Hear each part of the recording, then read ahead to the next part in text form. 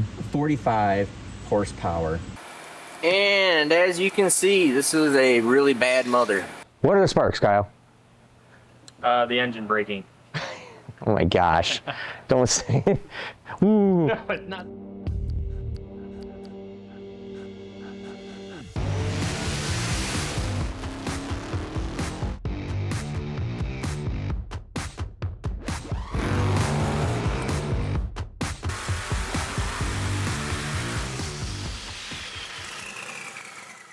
Alrighty, so you're checking out this video. Thought it would be a really neat thing to show you guys from the beginning of when I started doing videos of a dyno video every year that we've been doing this. And it starts out in, what's it start out in? 2010, March 4th. Starts out 2010, March 4th. So 14, huh? It's my birthday. That is weird. 2000? My No. 9th birthday is March 4, 2010. Oh, look at that. On Kyle's 9th birthday, I did the very first video. Pretty cool. Soaks me up. Alright, so anyways, watch these. That is 14 years worth of videos.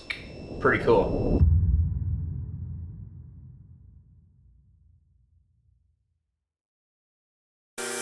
Alright, we're here at New Era Racecraft. I'm Steve Morris, and we are dynoing a motor here for Rod Nance. Now this is a 565 cubic inch motor, F2 Pro Charger, non-intercooled E85. This has Dart 345 heads on it, one of our cam piston packages in this motor, and this is a 77 tooth pulley and a 54 tooth upper. And this just has a set of Cometic head gaskets in it, so we're trying to keep this down in that 1500 horsepower range, just because I don't like to make much more power than that on Cometics. They'll take a little bit more, but in general I like to keep it a little bit lower. So what we're going to do here is we are going to set down a tripod and come over here and video. And we're going to make just a nice easy sweep, and then we'll come back out here and go look at all the data graph and talk about this.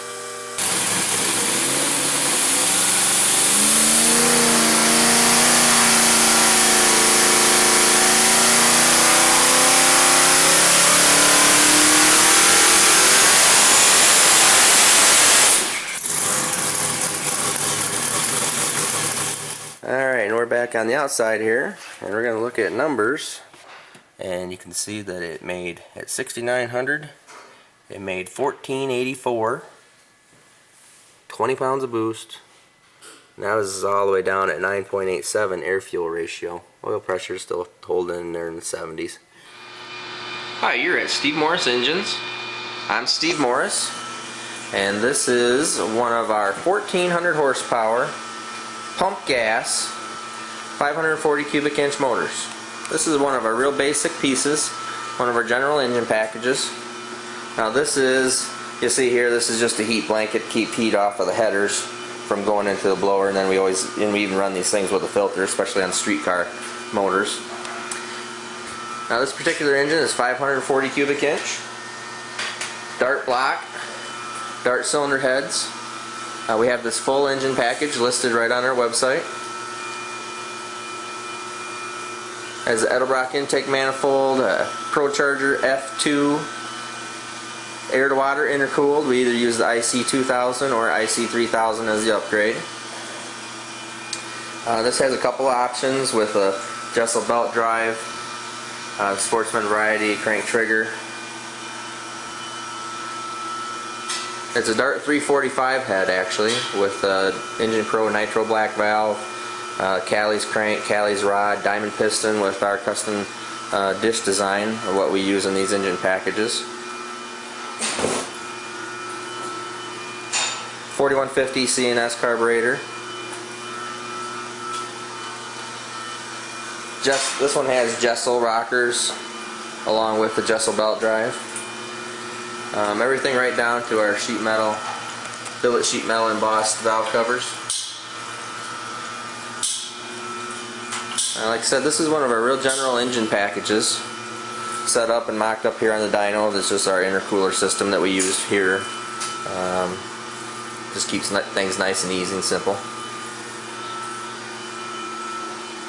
And what we'll do here is I'm going to put this camera on the tripod, and we will go out, make a pull, come back in, and go out and look at the numbers.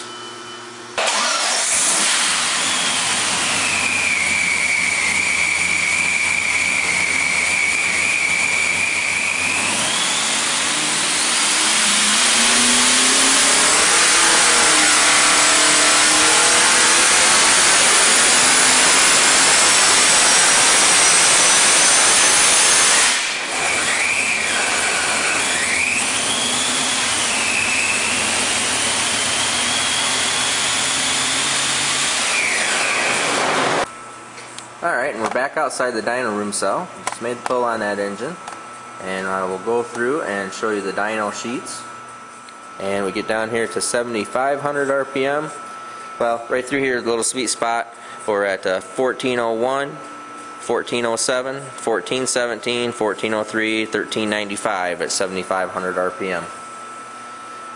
Now we see that our brake number is going up here. Now that definitely just means that we're always running into a restriction somewhere. On this particular engine, because it's our base model with just a couple upgrades, the cylinder head is a little bit of a limiting factor, but this is our base 1400 horsepower street car bracket race water to air intercooled engine. You can run this engine on in a street car with the water to air intercooler. You don't have to pack ice in it all the time. You just let the water heat up and just drive it like you normally would. Hi, you're at Steve Morris Engines. I am Steve Morris.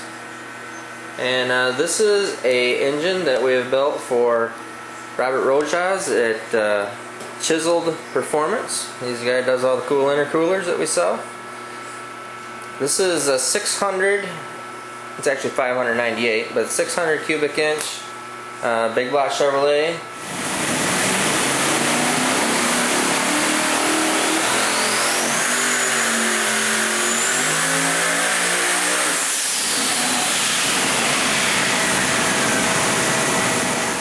And as you can see, this is a really bad mother. 3099, 3129, 3132 at 29 point, it's at 30 pounds of boost. And 7100, we're at 3095, 3051. So it's just starting to roll over here, which isn't a big deal. It really doesn't. It's probably more all the efficiencies and what we're driving doing on the dyno that kind of makes these roll over right here. You're never going to see that in the car. It just doesn't do that. But very good piece. That's at 30 pounds of boost.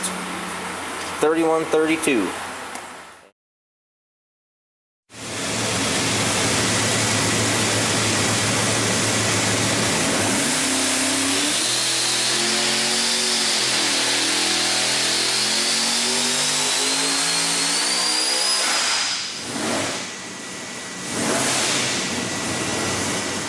If this was, honestly, if this was on C16 or Q16, I'd lean on this thing harder. But running, you know, a spec fuel like this, the 85, honestly, I'm not as confident in that fuel leaning on them hard as I am on gas. So this is going to be a lot more horsepower than he's ever had in the car before, by far. I would rather make it safe, and then we could lean on it a little bit more in the car if he wants to. 7,500 RPM. That's a 2514 at 30 pounds of boost, 1143. Everything looks really good right there. Hi, you're at Steve Morris Engines. I'm Steve Morris. This is a engine that we built for Tony Braglio for his Top Sportsman car. This is a 540 cubic inch iron block, and we have specifically built this for Top Sportsman, Top Dragster. A little bit lower profile. This tube right here is probably just a little bit long. We're going to let them remake it in the car. I try to keep a nice sweep through things, but it could be shorter and and this could be kicked down just a little bit. It's all relatively low profile, that's for sure. It doesn't really stick out too far, but and top dragster would we would probably change this, but anyways, 540 cubic inch. It has our cylinder head package on it, our modified Brodix 14.5 degree head that we have we do work on as far as modifications that we do for all our boosted stuff. As you can see, it also has our billet intake manifold, 5-inch throttle body, F3 136 with Provolute bell. This is a Holley EFI system, Waterman pump, Moran injectors. This one in particular has twins, 275, or I'm sorry, 325 and a 500.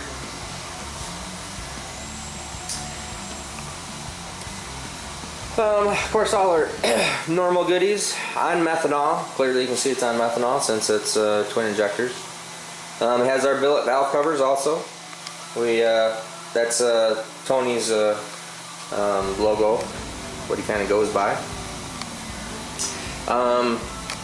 Our reverse belt bracketry and mounts, crank support, oil pump, and just a really good package. Very dependable. Get a lot of runs out of this for the kind of horsepower this thing generates.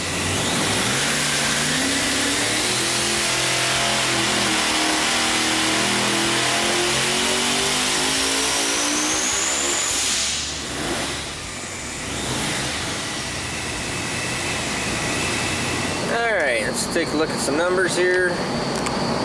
And you can see it's 2955 and 1928 foot-pounds of torque. You can see here too, it's still climbing. I actually probably pulled back just a tick short on it at 8100. Still climbing, so I think we definitely would have made over 3,000 horsepower. Hi, you're at Steve Morris Engines. I'm Steve Morris.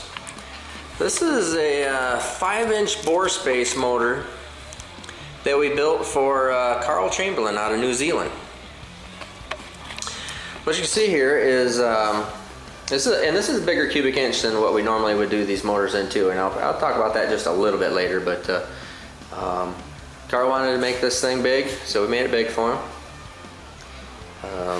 What you see here is we have two 235 pound per hour injectors per cylinder. This does run gas. This is intercooled with Bullseye power. There's the intercooler. Bullseye power, 98 millimeters.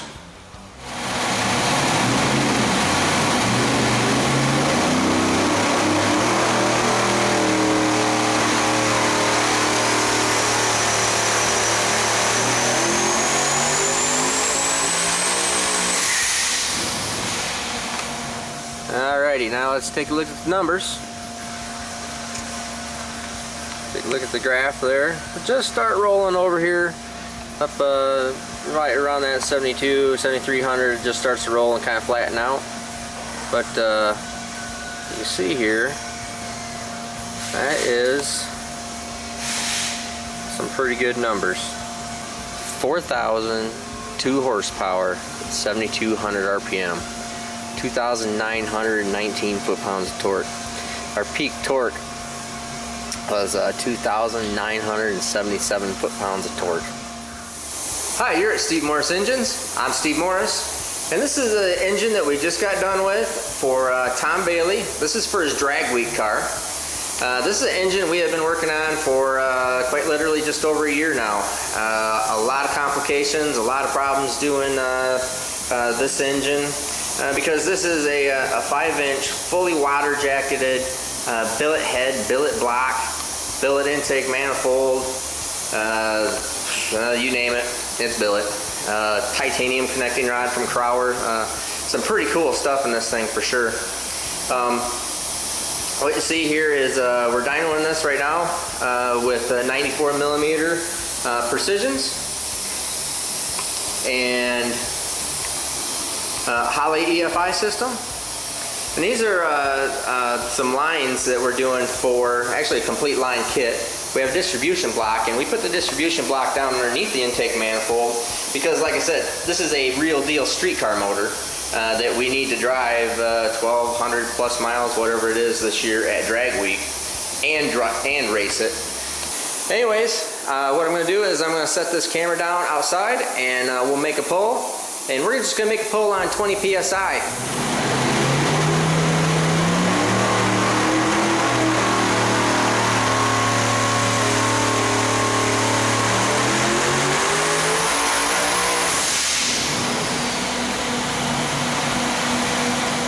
As you can see right here, well, we look down here, this is 2,959 horsepower. It just starts to roll up here at 7,800 RPM or so.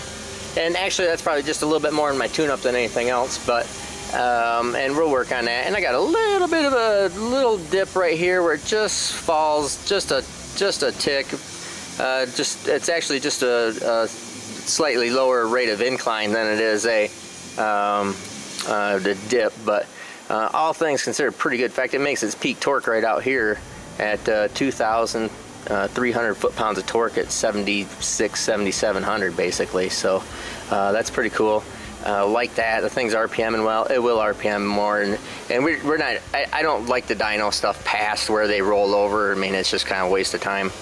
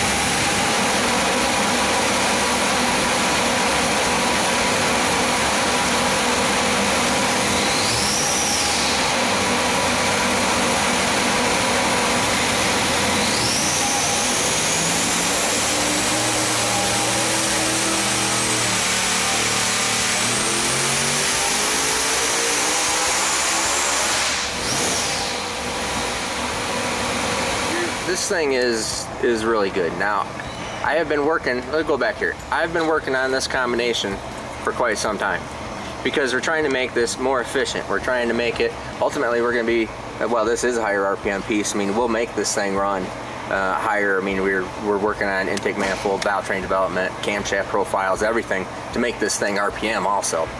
This application, we don't need to make the thing RPM, but and we just wanted to show you this initial testing. So I mean, this is the blower package. This is, you know, and this is stuff that we're working on directly with Vortec to make something really cool and a lot better. One thing that I'll show you here is, you see how this thing is, you know, that's at 8,300 RPM right there. We're still climbing, still making peak torque out here.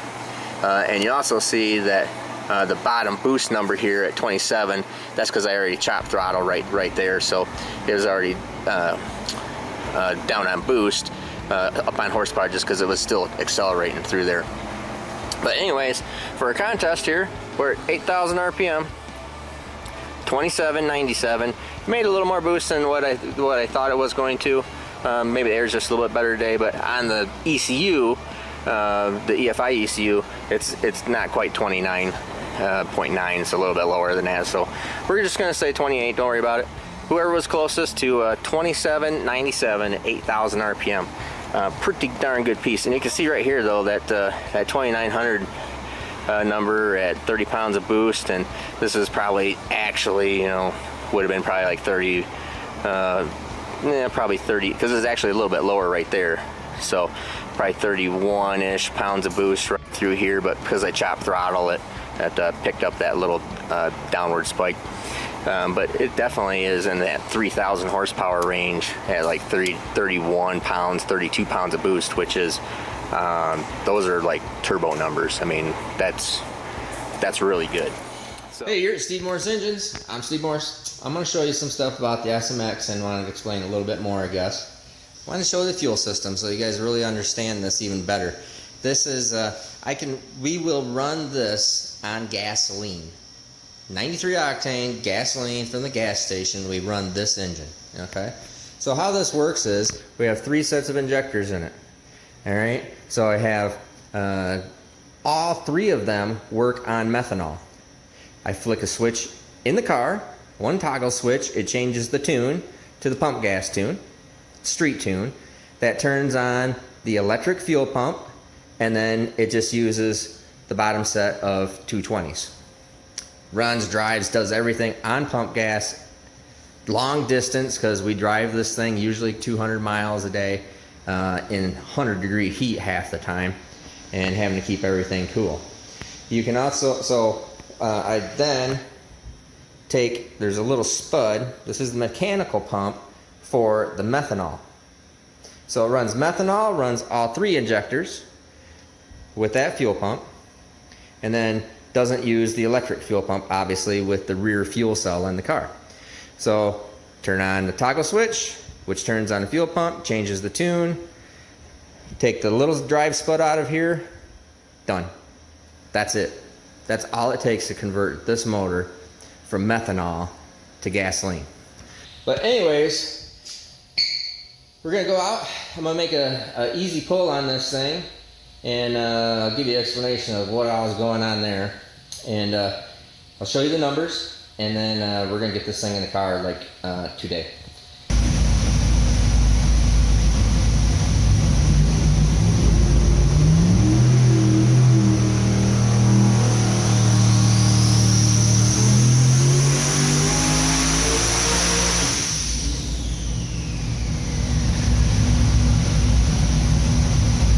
Everything looks really good on this thing. It's the exact same tune-up that I have in my 481Xs, and even though this is obviously my SMX, which is fully water jacketed coolness, and I'll show you one of the things that's actually really pretty cool. Here you can see, I mean, it's your typical 481X deal, package, you know, power-wise. Do lots of these things, you know, I mean, it's not that big a deal, horsepower-wise. But you can see this thing is, and I cut it short up here anyways. I mean, obviously these things normally run 9,500 or so, but since my boost controller is not working, which is why you can see it's just flat here, 20, 20, you know, 21, just perfectly flat, because I got dome pressure on the wastegate because the boost controller didn't work. And I've thrown new ones on there and still isn't working, and I can't take the one out of the car without costing me hours and hours of unwiring it, and just that's a cluster cuss. So I just put manual boost on it. I just want to check the tune, verify that's the same as my other 41Xs, which it is. It's right dead on the money. And you can see here, I mean, just at this horsepower level, it makes lots down here because it's got 20 pounds of boost right here, 20, 21 pounds of boost, and just keeps on carrying it. So, and these things run 9,000 RPM plus out the back door. But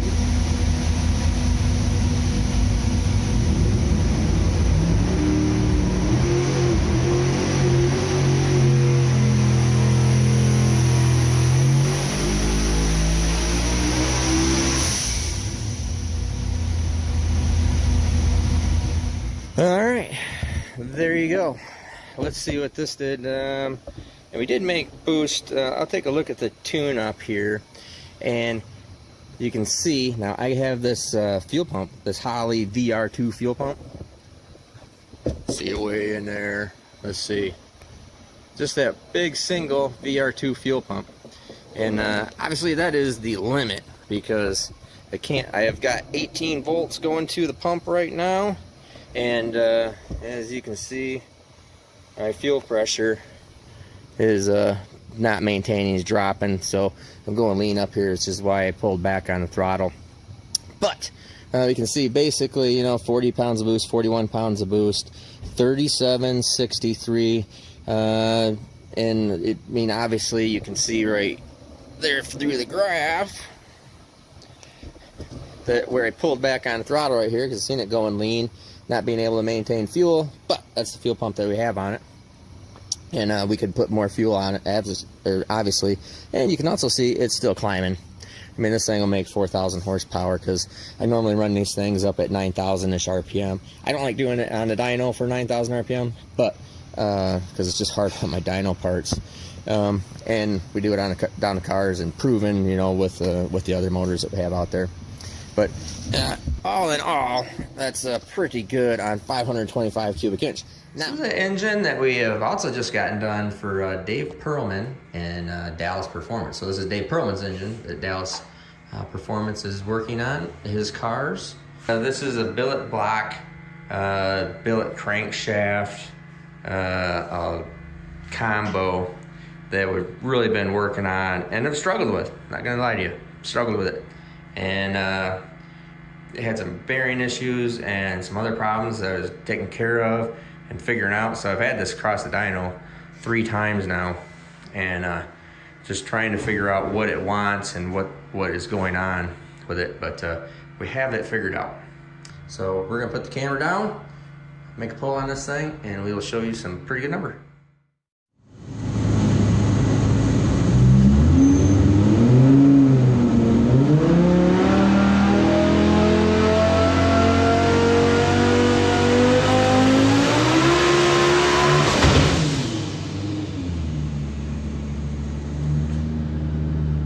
Now we're done. Now we're done. Now we're done. All right, everybody. Now, it was, obviously, it must have hit the rev limiter right there at the very end. Wanted to shut it down, that's why it popped right there. But, as you can see here, I think that's pretty good. 3142 at 8,700. In fact, I'll find out why it hit the rev limiter a little early right through there. So waiting to figure it out.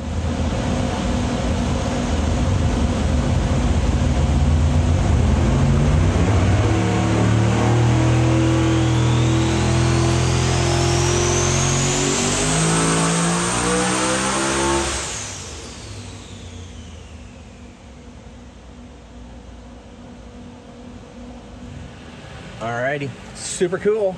That is pretty much exactly what I wanted to see.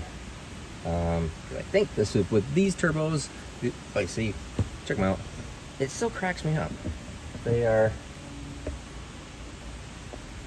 just still spinning there. It still cracks me up. Really like that. That's just a nice thing, and it's just a bearing deal. I mean, maybe in the grand scheme of life, it doesn't matter at all, but certainly can't hurt. Anyways, let's go check out our boost level, because this is exactly what I wanted to make. Now, I think that actually my engine with the 98s is probably making, because I never ended up having a chance to dyno it. I literally started my engine up. I was having a hub dyno issue, so we ran it. The thing made like 1,300 horsepower, and I said, okay, cool, good enough.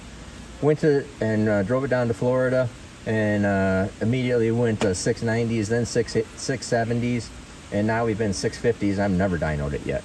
I have completely figured that out at the track. I don't recommend that because it's a little more hassle. But anyways, 4,045 horsepower right there. It's 2,800 or 2,858 in torque. Monster. And he heard how, so I started it up higher in RPM and let it build more boost and take over, and it swept smoother and more consistent through there. Sounded really good. Now we're gonna go in there and do a spark plug read on this thing too. But let's look at the boost.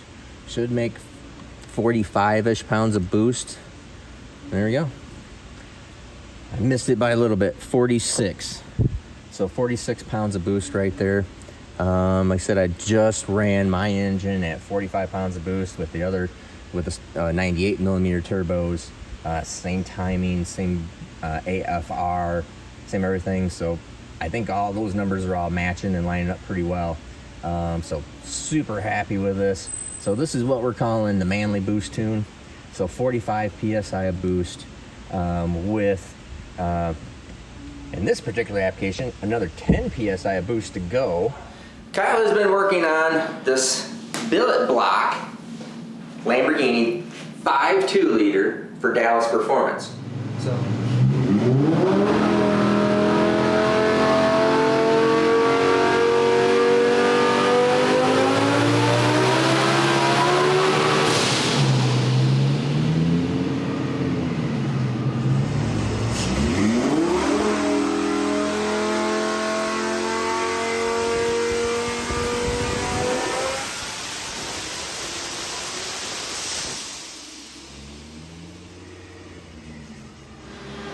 Okay, so you guys just watched that pull. We are at 1856 at 8100, 1213 at 7900. This thing does not make any boost on these twin 98 millimeter turbos until it gets to about between 6,000 and 6,500 RPM, then it really starts to make the steam. So that's why you're kind of hearing me do these real long pulls.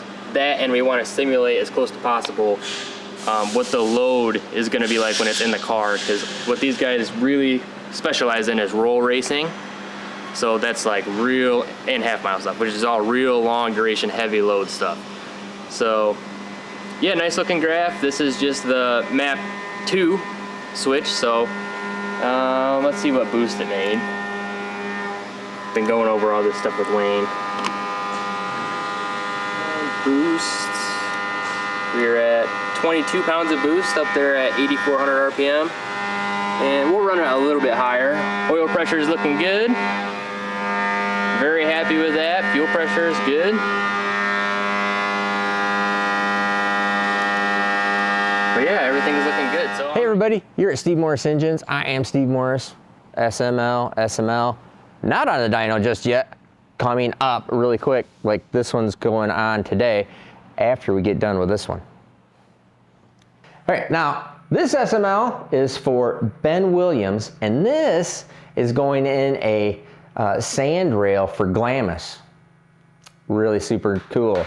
Now, tell you the little things that we've been doing on this. This is not Ben Williams' actual turbo system. Why is it not Ben Williams' actual turbo system? Because this wouldn't fit in his sand rail anyways.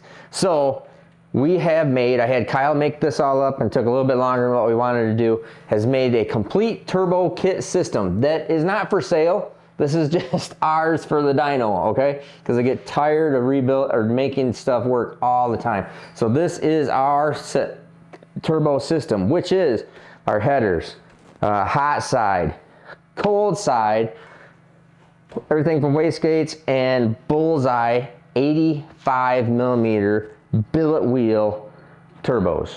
So this is right here. This is going on that engine, the next engine. It is going to go on any other any other LS engine too that happens to have our intake manifold on it. And we could probably build, I guess I would probably build cold pipes for some other engines, but I do have our own LS style intake manifold that's not the SML intake that is pretty goddamn close. Might have to do a little bit of alteration. So keep in mind, on any of the SML engines, they are built and made. I did this entire platform to be a superior drag and drive engine. LS style that will plug and play in place of your LS. So these are standard LS headers. Standard spacing, standard width, 9240 deck height. This will plug into your head gasket popping, breaking LS engine. Can replace it with one of these.